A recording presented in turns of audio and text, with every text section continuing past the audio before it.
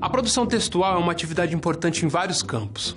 Uma característica do texto que deve ser destacada é a sua heterogeneidade, que se manifesta de 3 formas. Em primeiro lugar, o texto pode ser composto por diferentes materiais simbólicos, como a imagem estática, a imagem em movimento e a musicalidade. Em segundo lugar, o texto pode assumir diferentes formas, como a forma oral, a escrita, a científica e a literária.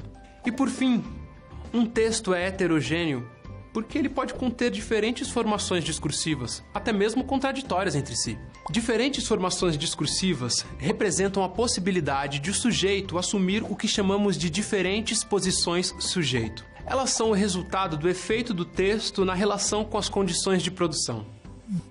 Apesar de ser construído a partir de uma unidade, todo texto é heterogêneo. Isso nos leva ao conceito de contradição. Para compreender o que é uma contradição, é importante lembrar que é impossível se fazer uma síntese, uma redução ou uma simplificação de um processo histórico, porque apagar qualquer elemento é mudar a configuração discursiva do sentido. Pensar a contradição como uma composição e não uma somatória é uma tentativa de olhar para a especificidade de cada elemento e para o seu funcionamento na produção dos sentidos. Trabalhar o texto tendo em mente sua heterogeneidade e sua contradição tem suas implicações para o modo de se compreender a autoria. O filósofo francês Michel Foucault propôs o termo de função-autor, que tornaria o sujeito que ocupa essa função visível, identificável e controlável. Por outro lado, os sujeitos que ocupariam essa função teriam uma legitimação específica, com um valor especial e um estatuto superior e institucional. Apesar de existirem assinaturas quase sempre bem definidas do texto, não podemos dizer discursivamente que há uma assinatura definida e delimitada do sentido.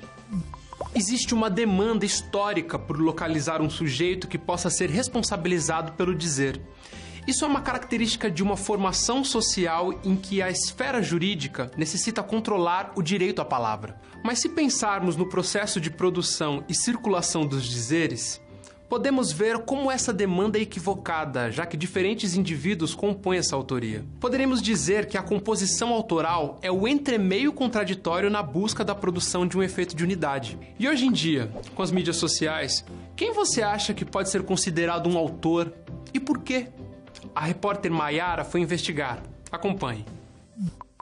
Na hora que você fala de internet hoje, basicamente todo mundo pode ser um autor. Então é muito diferente de antes, lá de 100 anos atrás, 200 anos atrás, que primeiro você precisava ser creditado, né? Para que as pessoas confiassem no que você estava lendo, no que você estava escrevendo. Então você tem pessoas, não só meninas, mas os meninos também, escrevendo diários em forma de blogs, em forma de Instagram ou qualquer outra plataforma, mas que acabam até fazendo livros baseado nesse conteúdo que eles colocam aí para todo mundo. Aí é que começa a entrar esse processo de desestabilização de uma certa noção de autor relacionado à obra, à escrita, à originalidade e ao jurídico. Para a especialista em linguística, as características do autor contemporâneo estão diretamente ligadas às mudanças na regulamentação do conteúdo e à colaboratividade e o compartilhamento. Na mesma medida em que você pode produzir